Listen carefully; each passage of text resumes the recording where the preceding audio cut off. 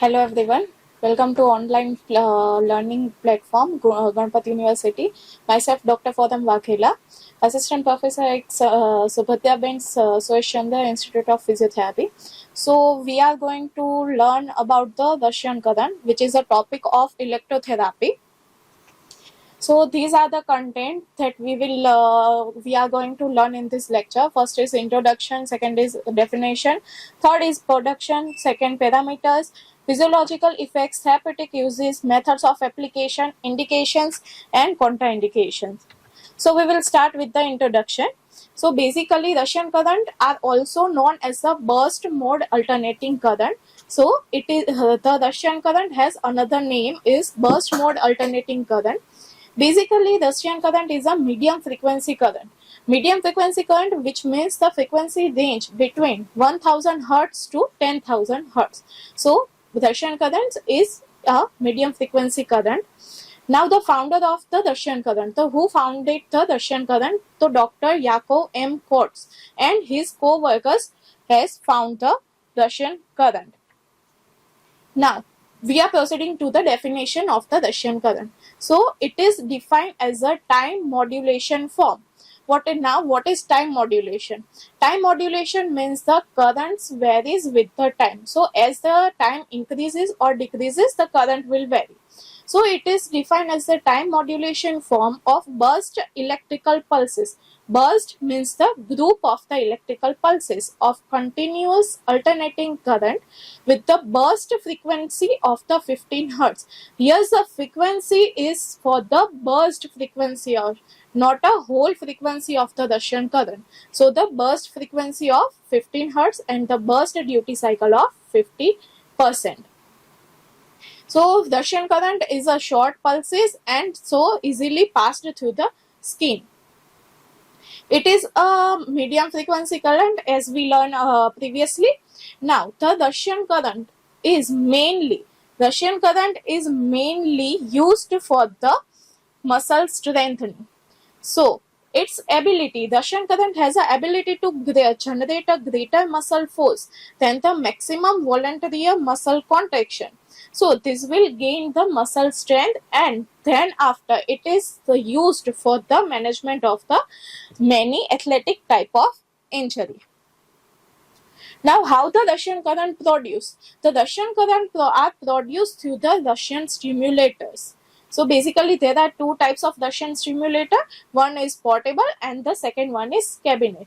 The portable is battery powered type, whereas the cabinet is the line powered type.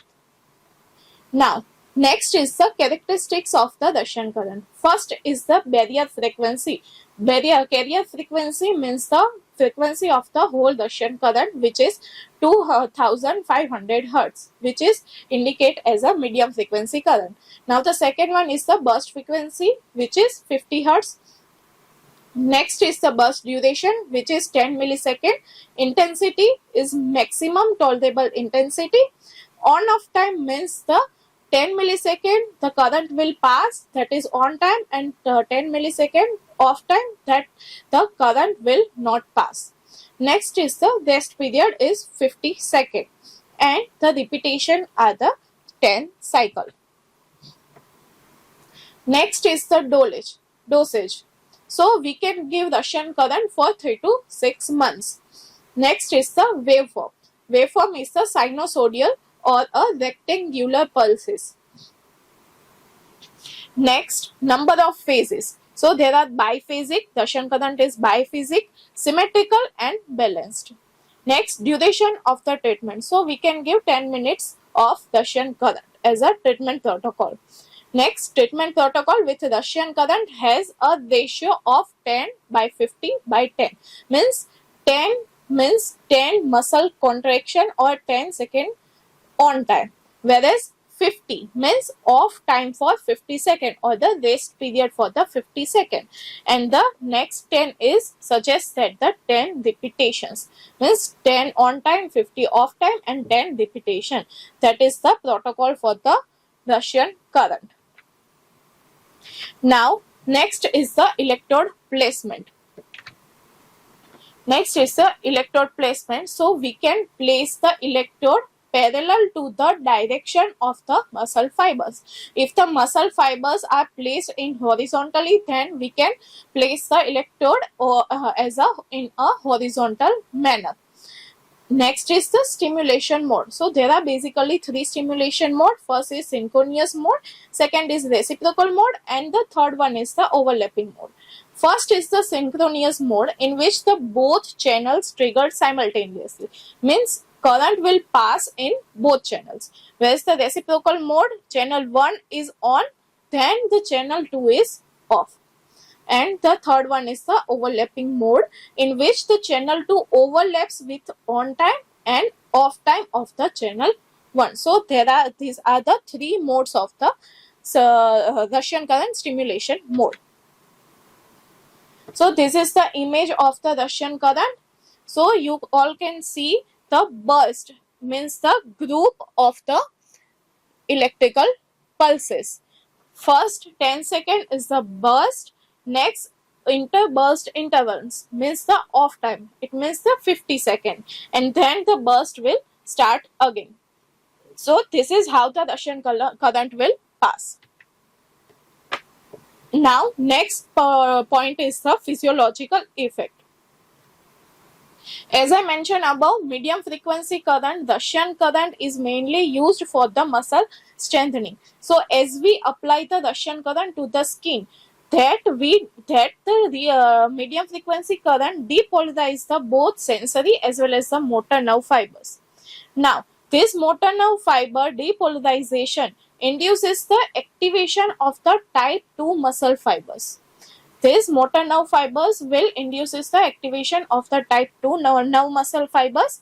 Now this type 2 muscle fibers, type 2 motor units, will evoke the muscle contraction, which is highly electrical. This type 2 motor units evoke the motor contraction next against the external load, and ultimately that will strengthen the muscle. So this is all about the physiological effect, how the Russian current will work in our body. Next is the overall effect of the Russian current.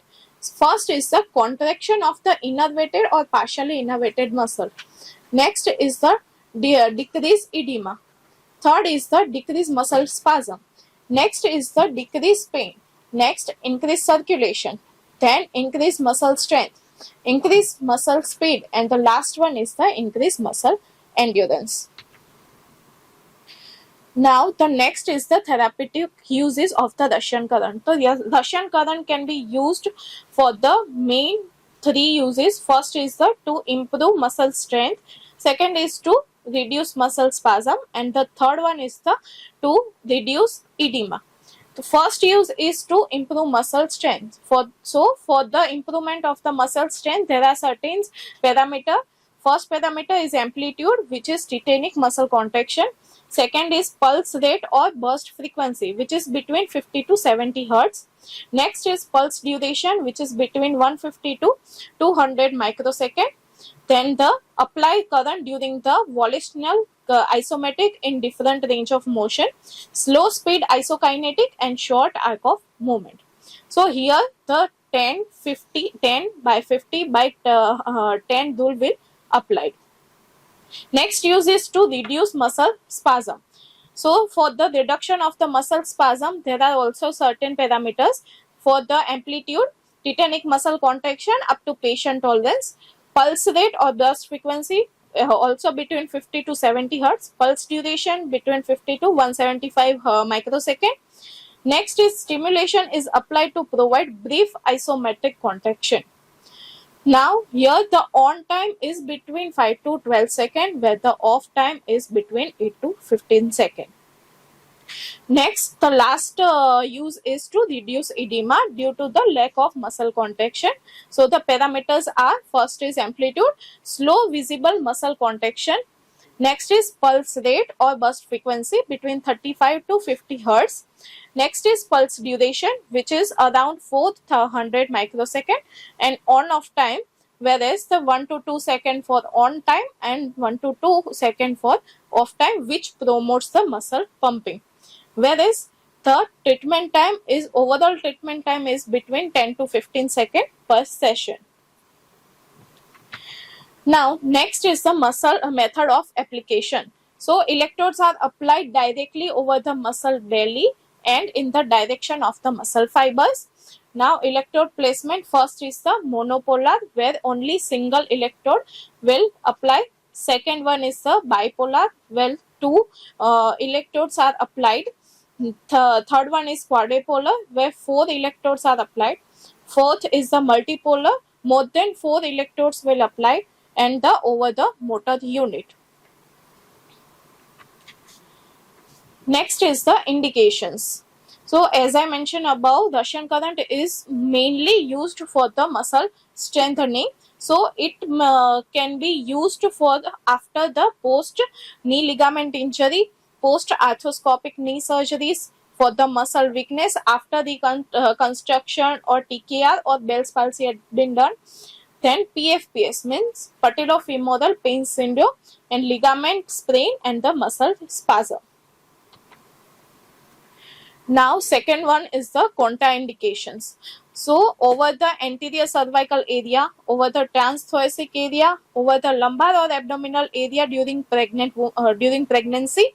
Next is over the hemorrhagic area. Next, over the neoplastic area. Second, over the metallic or electronic implants like pacemaker, and over the area of impaired skin sensations. So, these all are the contraindication of the Russian currents. So, this was all about the Russian currents. I hope you all understand very well. Thank you so much.